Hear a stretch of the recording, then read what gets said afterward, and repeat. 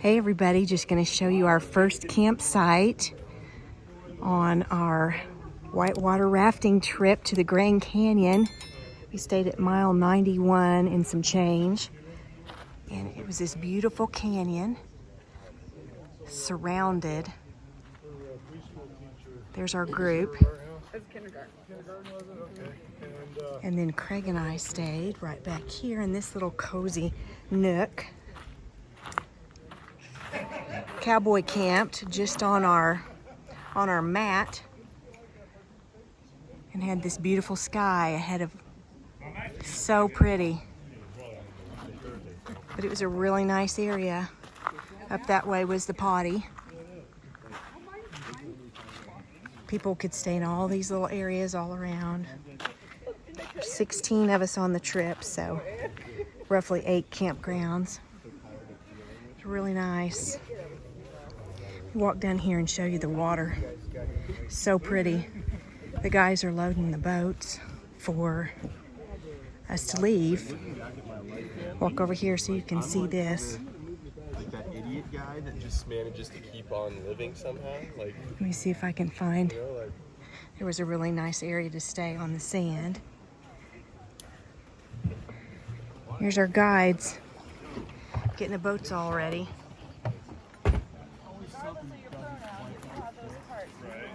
There's what we're going to be on.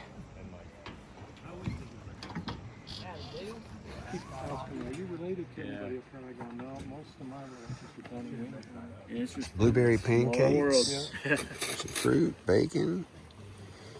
Man. Great, gentlemen. It's our pleasure. This, my friends, is a little canyon walk where we come around and go to the bathroom.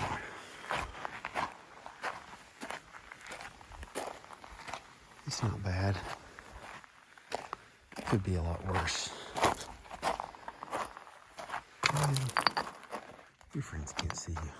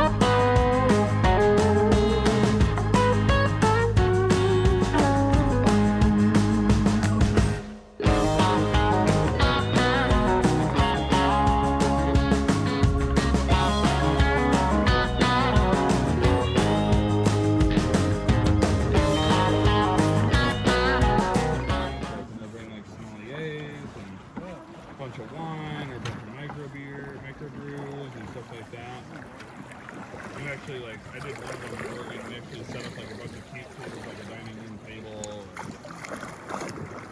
Sweet.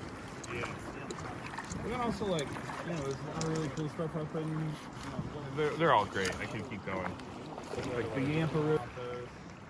You know, if you want to do like cataract or something cool like that, Alan's the guy to talk to there. Cool. So, yeah, this is a really good perspective. If you're serious about like scouting it for like, okay, you want your boat here and avoid this isn't a good perspective. That's why Uli's down there. That's where all the guides are going to go. But in terms of getting a cool look at the rapid and understanding what's happening, this is a really great perspective. This is Crystal Rapid.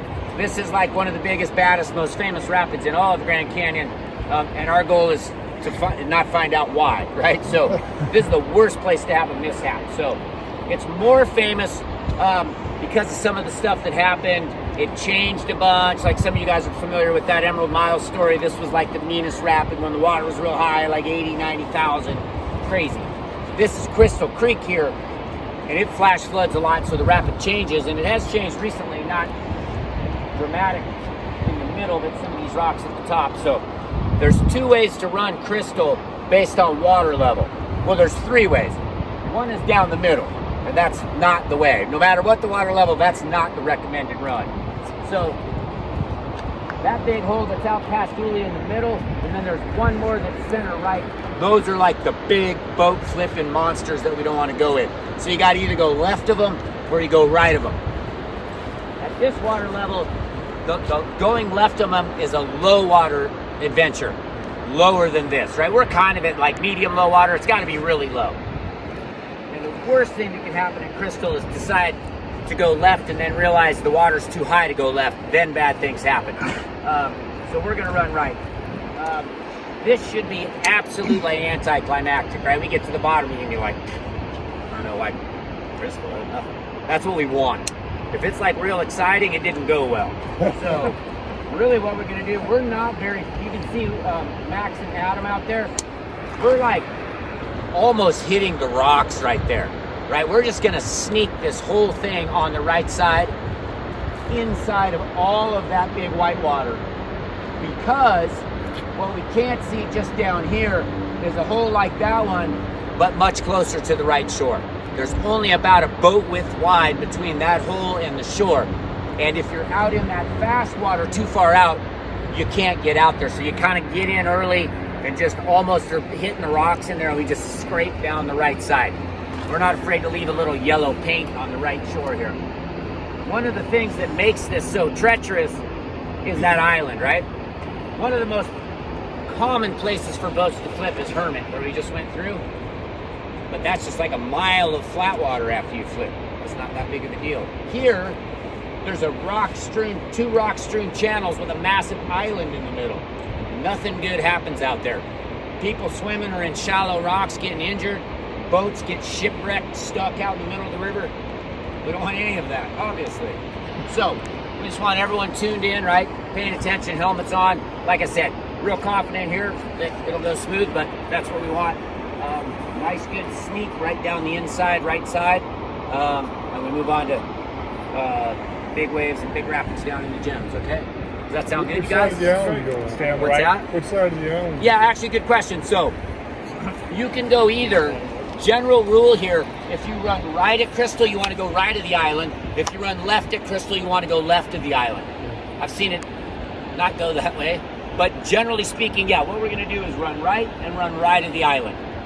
And that actually is kind of ledgy down there. You don't want to snooze. That's probably where the most exciting part will be, is going down by the island, because it's still big waves that will actually run through. And it's kind of shallow, so it'll be kind of like this. So, does that make sense, you guys? Yeah. Cool.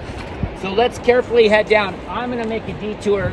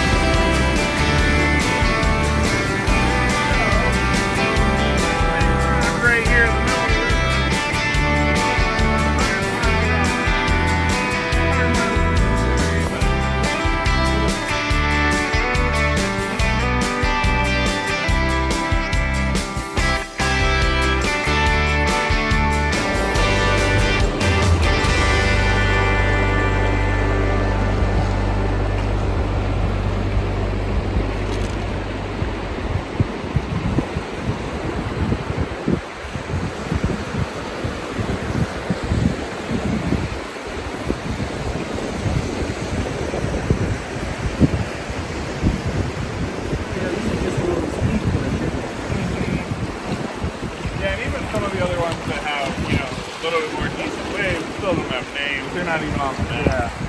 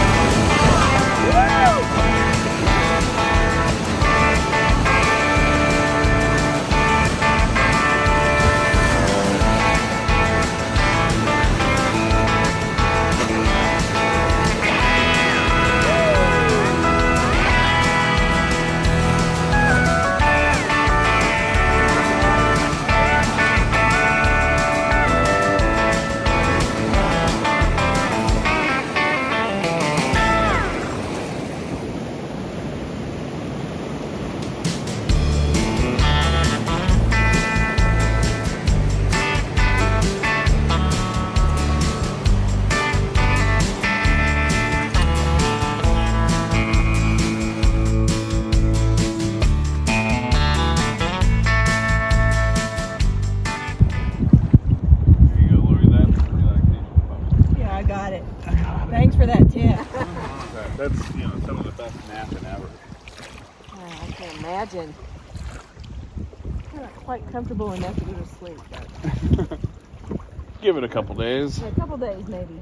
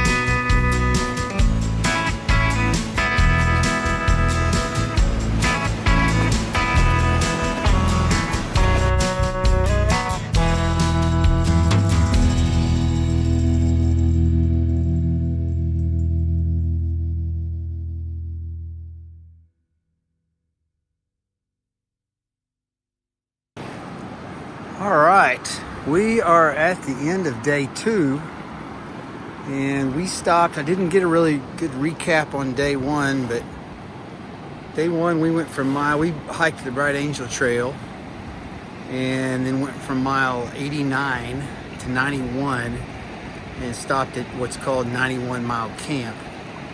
Set up, stayed out, had a lot of orientation. They kind of told us we had great dinner, had ahi tuna to eat and some vegetables, and it's just awesome, big salad. And so then today we went from mile 91 camp to mile 110 camp, and this is on a beach, a little bit easier camp to get to, but we did some big rapids today, and some where even pulled over in the scouts, where the guides went up to kind of scout it out, and it was pretty cool. So this is just a good example right here. This is not really even a rapid. This is just regular current, and I don't even know if you can see or not, but this is just regular current.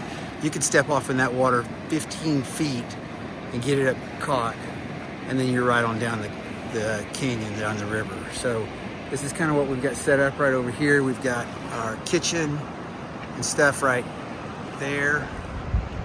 We're cooking dinner here a little bit more. There's the boats that we have. We got 6 boats, and then we've got camps that are set up that are everywhere. There's some guys that are just cowboy camping right down here on the beach. Got their stuff ready. There's some that Lori and I are way back in. I think we're right behind that bush, right in there. The groover, the latrines right over here. It's just a really good place, but we had a big day today, and a lot of fun.